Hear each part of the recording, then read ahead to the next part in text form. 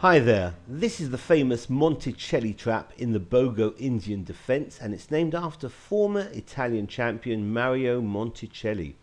White opens d4, knight f6 is the Indian, c4, e6, and it's so often the case in these Indian defences there's a struggle over the all-important e4 square. White's move knight f3 makes no immediate attempt to support e4, and so black can choose a move like b6 or bishop b4, which is the Bogo Indian defense named after the great Efim Bogolyubov. White's now in check. He's going to interpose. The most common response, bishop d2, is met by bishop takes on d2, and white can recapture with a knight or with a more common queen takes on d2. After b6, and now white counter fianchettos with g3, bishop b7, bishop g2, castles, knight c3. Here black takes control of the e4 square by putting his knight firmly in it with knight e4.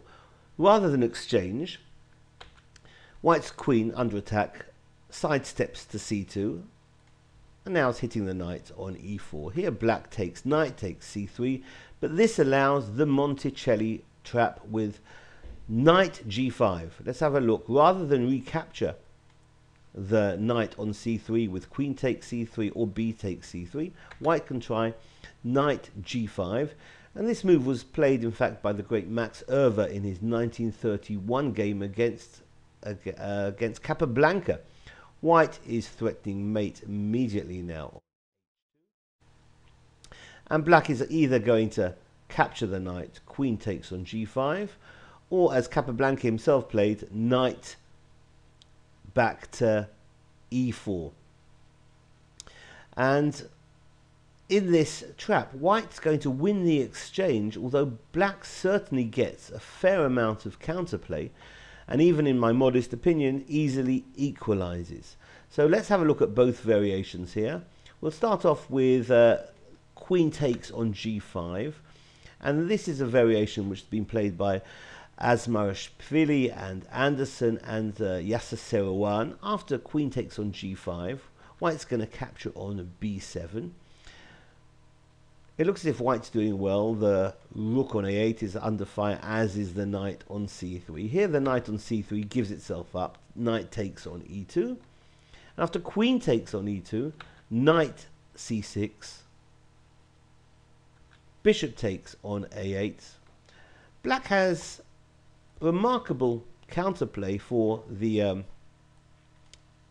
exchange he is down, and I think black will probably continue just simply with rook takes on a8, and black is pretty close to equal here. His pieces are all extremely active. The knight is threatening the pawn on d4, and yeah, that's fine for black. So that move queen takes g5 certainly does work. The other variation is the knight dropping back to e4, as was played by Capablanca in his aforementioned game against Max Erber.